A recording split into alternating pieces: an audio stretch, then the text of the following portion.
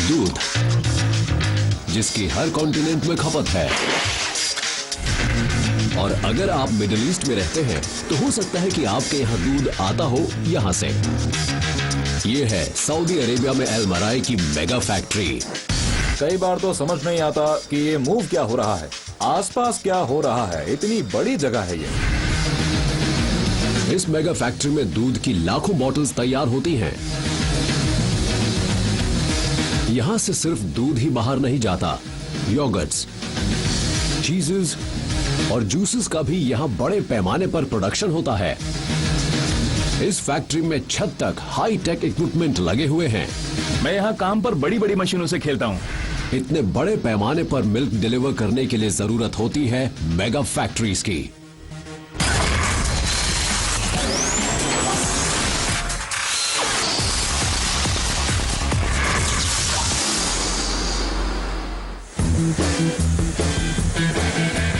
हर साल दुनिया में डेयरी प्रोडक्ट्स की 50 करोड़ टन से ज्यादा खपत होती है।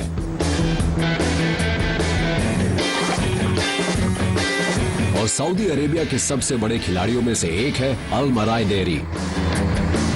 इसका नाम और प्रोडक्ट्स पूरे मिडिल ईस्ट में फेमस हैं। इस मेगा फैक्ट्री से निकलने वाले बेस्ट सेलर्स में से एक है हमारा जाना पहचाना दूध। कितना? हर रोज 1 करोड़ ग्लास के बराबर। और इसके लिए चाहिए खूब सारी गायें, ठीक ठाक कहें तो 1,35,000। इस बड़े झुंड की हर गाय साल में ऑन एन एवरेज 13,000 लीटर से ज्यादा दूध देती है। होल्स्टीन हॉलैंड की गायें हैं और दूध देने की गजब की क्षमता की वजह से इन्हें दुनिया भर में एक्सपोर्ट किया जाता है। अल मराई में मौजूद ये गायें दूसरी स्पीशीज के मुकाबले ज्यादा दूध देती हैं। हम इन काउ से ज्यादा क्वांटिटी में दूध ले पाएं, इसके लिए हम इन्हें अच्छी तरह रखते हैं। हम इन्हें अपने पेट्स की तरह पाल कर रखते हैं। इन गायों को खूब खिलाया जाता है, काफी पानी पिलाया जाता है और सुकून में रखा जाता है। इस सब की वजह से ये काफी दूध देती हैं। ये मेगा फार्म्स हर रोज 25 लाख लीटर कच्चा दूध उपलब्ध कराते हैं। लेकिन इससे पहले कि ये दूध दे सके, इन्हें बछड़ों को पैदा करना होता है। फार्म पर बुल्स नहीं है, इसलिए फीमेल्स को आर्टिफिशियल इंसेमिनेशन से इम्प्रेग्नेट किया जाता है। स्पीशीज वही इस्तेमाल होती है जो सबसे ज्यादा दूध देती है। गायों पर बारीकी से नजर रखी जाती है और इंसेमिनेट की गई गायों पर निशान लगा दिया जाता है ताकि 35 दिनों में उनकी प्रेगनेंसी की जांच की जा सके। अलग अलग उम्र की गायों को खास तौर पर तैयार किया चारा खिलाया जाता है जिससे उनका ज्यादा से ज्यादा विकास हो। ये गायें दिन में 4 बार खाती हैं और खाने के समय इतनी सारी गायों को एक साथ खिलाना एक बहुत बड़ा चैलेंज होता है। इस फार्म में मिक्सिंग की 12 बड़ी मशीनें हर रोज 1200 टन चारा तैयार करती हैं। इसमें खूब सारा प्रोटीन और अल्फाल्फा खास तौर पर मिलाया जाता है। एक मिक्सर 600 गायों के एक बार के खाने लायक चारा मिक्स करने में 8 मिनट लेता है।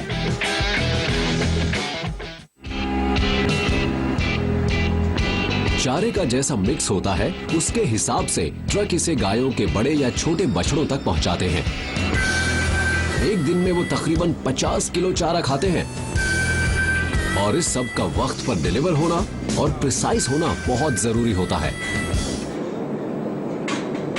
इन्हें चारा खाने में करीब 1 घंटा लगता है और फिर उसके बाद ये गायें जाती हैं मिल्किंग पार्लर में ताकि पंपिंग प्रोसेस शुरू हो। और सारा दूध निकाल लिए जाने के बाद उसे फैक्ट्री भेजा जाता है। इस मेगा फैक्ट्री में दूध साइलोस से होता हुआ प्रोसेसिंग, लेबलिंग और फिलिंग में जाता है। लेकिन पहले यहां ब्लो मोल्डिंग एरिया में बॉटल्स बननी जरूरी हैं। और दूध की ये हार्ड बॉटल्स यहाँ साइट पर ही बनाई जाती हैं। ये बनाई जाती हैं हाई डेंसिटी पॉलीएथिलीन यानी HDPE से। ये प्लास्टिक के छोटे छोटे दाने होते हैं। ये दुनिया में सबसे ज्यादा इस्तेमाल होने वाले प्लास्टिक में से एक है, जिससे ग्रोसरी बैग्स, पाइप्स और खिलौने तक बनाए जाते हैं। दूध की बॉटल्स बनाने के लिए ये एकदम सही है, क्योंकि इसके पॉलीमर्स हल्के, ड्यूरेबल और लॉन्ग लास्टिंग होते हैं। हर रोज इन दानों की 12,000 से ज्यादा बोरियों को तकरीबन 4 लाख बॉटल्स की शक्ल दे दी जाती है। एक साल में यहाँ 45,000 टन HDPE यूज होता है, तो ये क्वांटिटी बहुत ज्यादा है, कम नहीं है। लोडिंग बिन से ये पाइप्स के जरिए सक करके एक ब्लेंडिंग मशीन में पहुंचाए जाते हैं, जो इन पेलेट्स में से 250 किलो तक को रिसाइकल्ड प्लास्टिक के साथ मिक्स करती है। ये सब एक 15 टन की ब्लो मोल्डिंग मशीन में डाला जाता है, जहां प्लास्टिक को तकरीबन 190 डिग्री सेल्सियस पर पिघलाया जाता है। इसके बाद सॉफ्ट प्लास्टिक को मेटल के एक सांचे में ब्लो किया जाता है, जो हर कंटेनर को शेप देता है। हर 8 सेकंड में बॉटल्स की एक नई लाइन कन्वेयर बेल्ट पर पहुंच जाती है। भरे जाने से पहले बॉटल्स पर फालतू लगे प्लास्टिक को काट कर अलग कर दिया जाता है। ट्रिम की गई 3,500 बॉटल्स में से 160 किलो प्लास्टिक निकलता है। प्लास्टिक के ये टुकड़े फिर से पिघलाए जाने के लिए ब्लेंडिंग मशीन में वापस आ जाते हैं। अब ये बॉटल्स सही शेप में आ चुकी हैं, इसलिए अब टाइम है इन्हें परखने का। हर बॉटल को टेस्ट किया जाता है कि कहीं वो लीक तो नहीं कर रही। रबर पैड्स बॉटल का ऊपरी सिरा जकड़ते हैं और हवा को बाहर सक कर लिया जाता है।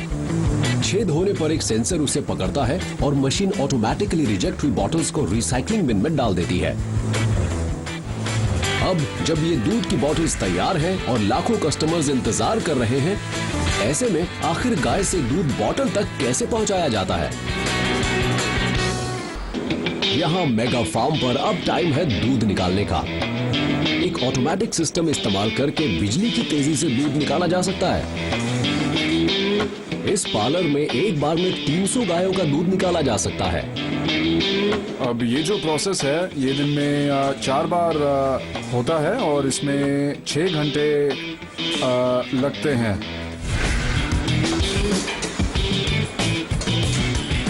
इतनी सारी गायें हैं, इसलिए ये ध्यान रखना जरूरी है कि कोई छूट ना जाए। हर गाय के बाएं पैर में एक माइक्रोचिप लगी हुई है, जो उसकी हर हरकत को पकड़कर कंट्रोल रूम तक पहुंचाती है, जो इस पर भी नजर रखता है कि उसने कितना दूध दिया।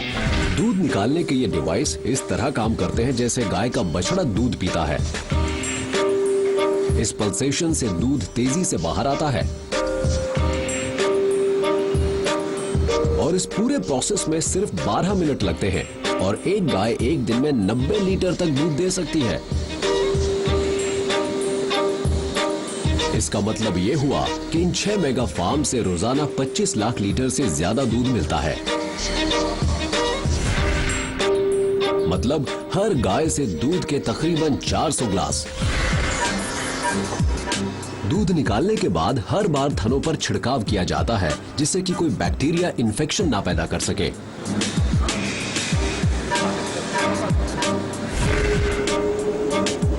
मिल्किंग एरिया के ठीक नीचे पंप किया सारा दूध पहले इन वाल्व से फिल्टर किया जाता है, ताकि कोई तिनका वगैरह हो तो निकल जाए।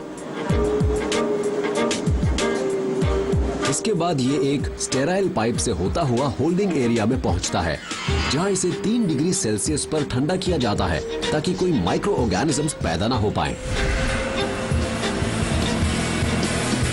ठंडा किया हुआ दूध फिर पंप करके स्टील के 4 होल्डिंग साइलोस में भेजा जाता है और अब ये ले जाए जाने के लिए तैयार है।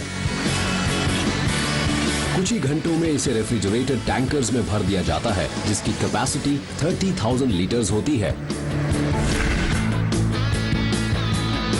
30 मिनट बाद ट्रक फार्म से निकल जाता है। उससे पहले ये डिसइंफेक्टेंट शावर से गुजरता है, जिससे कि गायों को हो सकने वाली फुट एंड माउथ डिजीजेस से बचाया जा सके।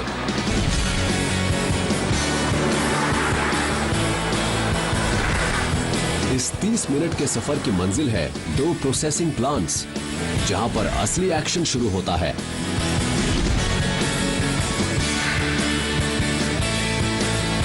हर रोज तकरीबन 80 टैंकर इन अनलोडिंग बेस तक कच्चा दूध पहुंचाते हैं। इससे पहले कि ये पीने लायक बने, इसे कई प्रोसेसेस से गुजरना होता है ताकि ये पक्का हो जाए कि इसकी क्वालिटी एकदम सही है। और ये होता है पैस्चराइजेशन रूम में। कच्चे दूध को पहले आपस में मिलाते हैं, यानी होमोजेनाइज करते हैं।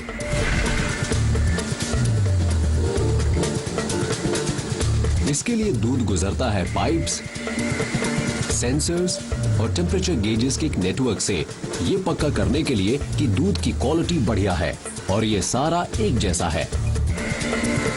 इसके बाद दूध को पास्चराइज करना होता है। इसे गर्म प्लेट्स के बीच से पाइप के जरिए गुजारा जाता है, जो दूध का टेम्परेचर एकदम से 78 डिग्री तक बढ़ाकर हार्मफुल बैक्टीरिया को मारता है और दूध की लाइफ को बढ़ा देता है। नई बनी बॉटल्स का पहला बैच एक ही लाइन में लगाया जाता है, जो लेबल चिपकाने के लिए तैयार होता है। 30 मीटर लंबी इस कन्वेयर बेल्ट की स्पीड कम ज्यादा होती रहती है, ताकि फिलिंग सेक्शन में ब्लॉकेज होने पर बॉटल्स की स्पीड यहां कम की जा सके।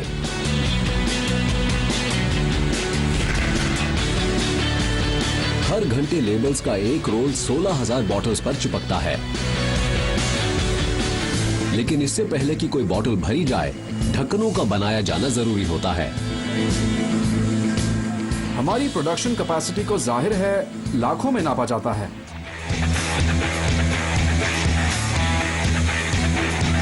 ढक्कन उसी मटेरियल से बनते हैं जिनसे दूध की बॉटल्स बनती हैं। एक बार फिर पहले पैलेट्स एक ब्लेंडिंग मशीन में डाले जाते हैं। लाखों पैलेट्स को डाई के साथ मिलाया जाता है। आज का कलर ब्लू है, फैट वाले दूध के लिए। इस मिक्स को 230 डिग्री सेल्सियस पर गर्म किया जाता है, इससे पहले कि इन्हें मोल्ड कैविटीज में भेजा जाए। हर मशीन में 32 कैविटीज हैं, इसलिए ये 1 घंटे में 17,000 से ज्यादा ढक्कन तैयार कर सकती हैं। जब बॉक्स ढक्कनों से भर जाता है तो उसे फिलिंग एरिया में पहुंचा दिया जाता है, ताकि हर एक बॉटल पर एक ढक्कन लगाया जा सके। ये ढक्कन, दूध और 2 लीटर की बॉटल्स इसके बाद फिलिंग रूम की तरफ बढ़ते हैं। पहली बार ये सब एक साथ एक ही कमरे में है, एक्शन के लिए तैयार।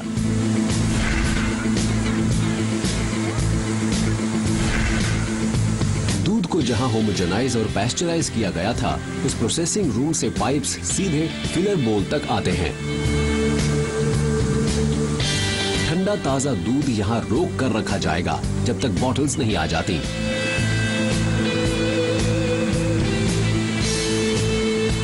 एक एक करके बॉटल्स के आने के साथ ही उन पर पहले प्रोडक्शन और एक्सपायरी डेट्स को छापना होता है। हर बॉटल के बाहर की तरफ प्रेशराइज्ड इंक ड्रॉपलेट्स छोड़ी जाती हैं।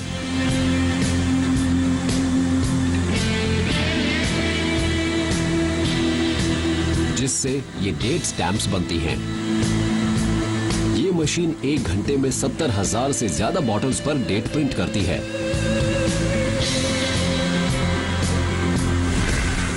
और अब टाइम है दूध को भरने का।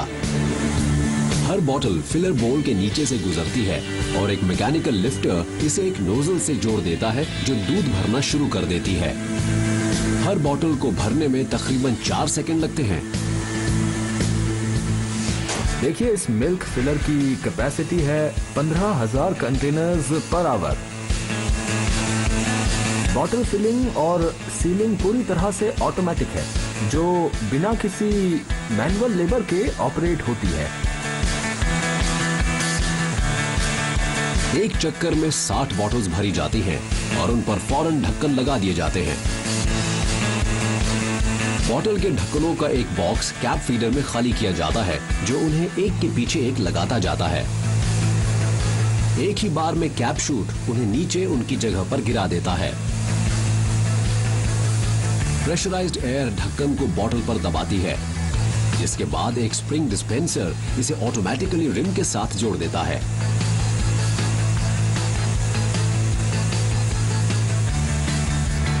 ढक्कन लगी बॉटल इंस्पेक्शन से गुजरती है।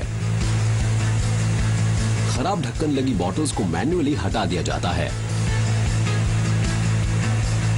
लेकिन काम अभी पूरा नहीं हुआ है। बॉटल्स पैक की जा सके उससे पहले उन्हें एक वाटर शावर से निकाला जाता है।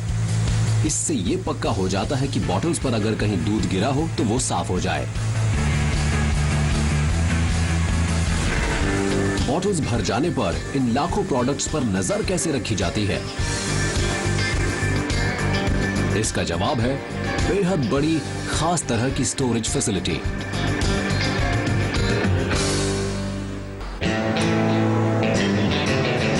13,000 वर्ग मीटर की इस कोल्ड स्टोरेज फैसिलिटी में हर रोज लाखों प्रोडक्ट्स पहुंचते हैं।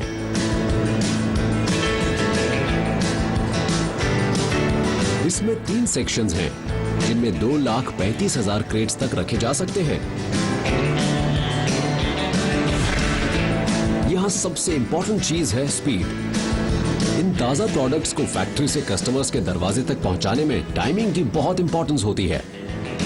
दूध की एक्सपायरी डेट प्रोडक्शन डेट से 4 दिन बाद की होती है, इसीलिए दिन के 24 घंटे दूध को यहाँ डिपो में हम लाकर स्टोर करते हैं। दूध को ताजा रखने के लिए 30 बड़ी air conditioning units warehouse को 4 से 5 डिग्री के बीच ठंडा रखती हैं। यानी उतना ही टेम्परेचर जितना कंटेनर ट्रक्स में होता है।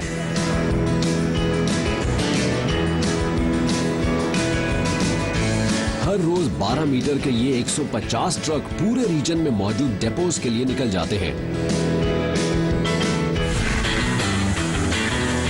लेकिन यहाँ और दर्जनों प्रोडक्ट लाइंस हैं।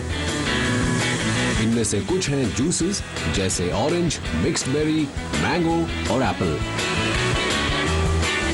लेकिन इनकी बॉटलिंग दूसरे प्रोडक्ट से अलग होती है।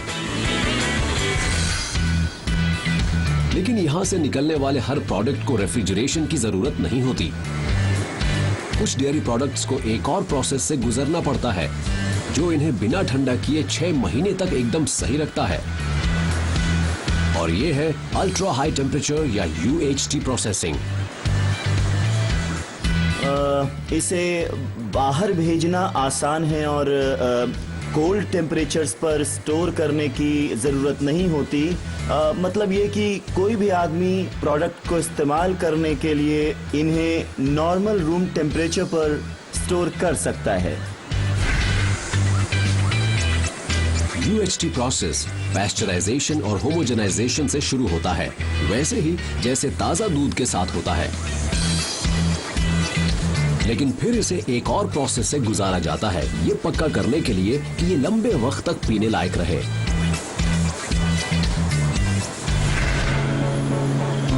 एक मशीन दूध को तेजी से 137 डिग्री पर गर्म करके हर किस्म के बैक्टीरिया को मार देती है। स्टेरलाइज किए जाने के बाद इसे फौरन ठंडा करके रूम टेम्परेचर पर लाया जाता है। और लीजिए, काम पूरा हुआ। कच्चा दूध लंबे वक्त तक ठीक रहने वाला UHT दूध बन जाता है। एक स्टेराइल फिलिंग मशीन दूध को प्लास्टिक कार्टन्स में जमाती है, 1 घंटे में 24,000 पैक्स की स्पीड से। फिर कार्टन्स को सील और पैक करके पैलेट बनते हैं। लेकिन भेजे जाने से पहले इन्हें 7 दिन तक यही रखा जाता है। इससे फैक्ट्री को हर बैच की जांच करने का टाइम मिल जाता है कि कहीं इसमें कोई बैक्टीरिया तो नहीं है।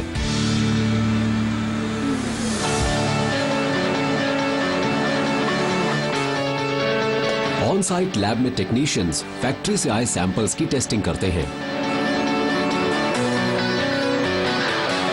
60 लोगों की टीम सिर्फ UHT दूध की ही नहीं, बल्कि प्रोडक्शन लाइन के हर स्टेज से आए तमाम प्रोडक्ट्स की जांच करती है। ये सब क्वालिटी पर खरे हैं, ये देखने के लिए वो प्रोडक्ट्स के केमिकल और फिजिकल मेकअप की टेस्टिंग करते हैं। हम सैंपल को मिल्क को स्कैन मशीन में डालेंगे। ये मशीन हमें तकरीबन 30 सेकंड में रिजल्ट दे देगी और ये परसेंटेज बताएगी फैट की, नॉन फैट सॉलिड्स की, लैक्टोज और मिल्क के अंदर जो सॉलिड्स हैं उनकी। UHT दूध को मशीन अंदर सक करती है, जहां इसकी बनावट का पता लगाया जा सकता है।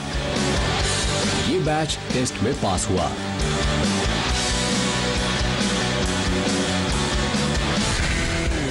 भेजे जाने की हरी झंडी मिलने के बाद ये UHT बैच सीधे एक अलग लॉन्ग लाइफ स्टोरेज फैसिलिटी की तरफ बढ़ जाता है। मिडिल ईस्ट में ये अपनी तरह की पहली फैसिलिटी है।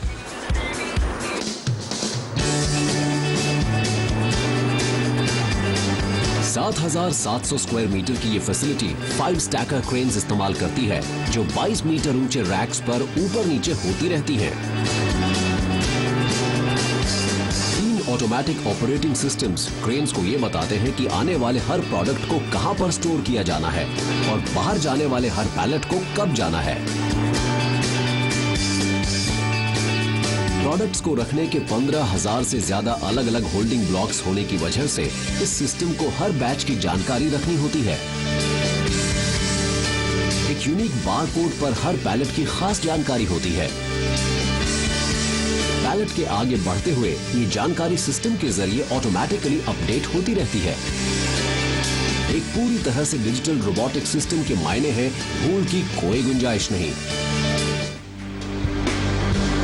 किसी पैलेट का 6 डिस्पैच बेज में से एक पर जाना तय करने के बाद ऑटोमेटेड सिस्टम उसे शेल्फ से उठाकर कन्वेयर बेल्ट पर आगे बढ़ा देता है। आगे बढ़ते हुए हर पैलेट को आखिरी बार स्कैन और चेक किया जाता है। इसके बाद ही उसे उसके बे पर भेजा जाता है। हर हफ्ते यहां से 10,000 पैलेट्स रवाना होते हैं। प्रोसेस होने, बॉटल में भरे जाने और टेस्टिंग के बाद दूध स्टोर शेल्फ्स पर जाने के लिए तैयार है। पूरे मिडिल ईस्ट में 65 रीजनल डिपोज होने के चलते अगला चैलेंज है दूध को इसके सफर के आखिरी हिस्से के लिए एकदम ताजा कैसे रखा जाए। फार्म से प्रोसेसिंग प्लांट तक दूध के सफर का आखिरी हिस्सा भी उतना ही इंप्रेसिव होता है जितना कि इसकी शुरुआत। एक डिपो से हर 6 मिनट में एक ट्रक निकलता है। अल्मराई ट्रक्स हर साल 19.3 करोड़ किलोमीटर का सफर तय करते हैं, यानी पृथ्वी की गोलाई को 4800 से ज्यादा बार नापने के बराबर।